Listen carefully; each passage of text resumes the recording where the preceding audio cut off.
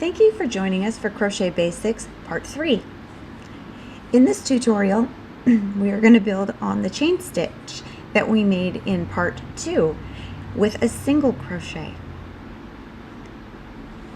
To begin, we will take a look at the architecture of the stitches. If you take a look at our chain stitch, you can see it almost looks like a braid.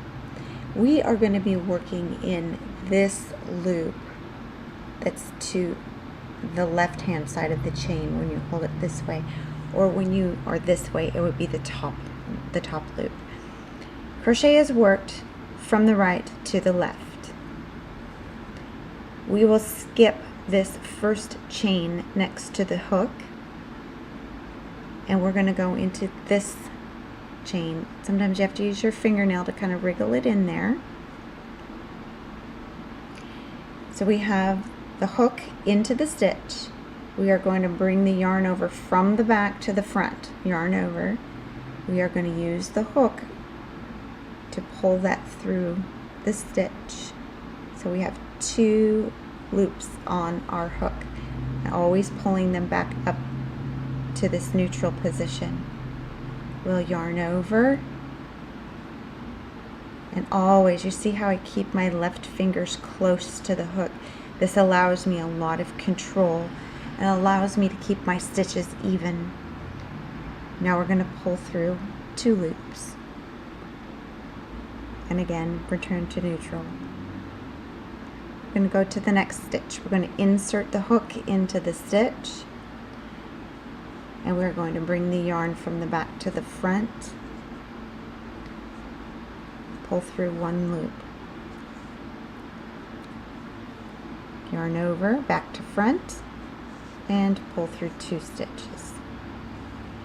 Insert your hook into the stitch, yarn over from the back to the front, pull up 1 loop, return to neutral and straighten your stitches, yarn over, back to front, holding your work with your left pointer finger and your left thumb, and use the right hand and pull through 2.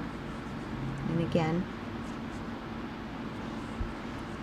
insert into the stitch, yarn over, pull up 1 loop, yarn over, and pull through 2. Here's our next stitch. We're going to insert into the stitch, yarn over, pull up 1 loop, yarn over, pull through 2 loops, insert into the stitch, yarn over, pull up 1 loop, yarn over, and pull through 2 loops,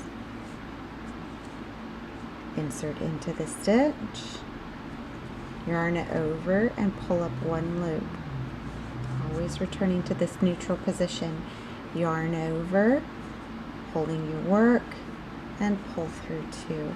You'll see when I hold my work with my left hand, my left pointer finger and my left thumb, it gives me a lot of control. If I tried to do that just by holding this out here, you could see how challenging this would be if I tried to just hold everything far away. I don't have as much control, and I'm doing way too much work. And then you can see my stitch is not close and even like the other ones. It's really loose. So we're going to take that one out.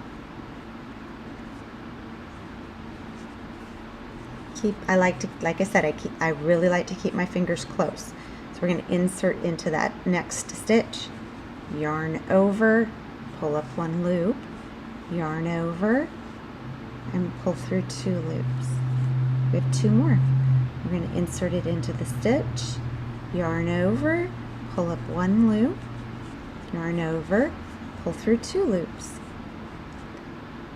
Insert it into the last stitch, yarn over, pull up 1 loop, yarn over, and pull through 2 loops. And there we have 10 single crochets, and each of them is very even in their texture, their size. So thank you for joining us. In the next tutorial, we will learn how to build a row of double crochet on top of this row of single crochet.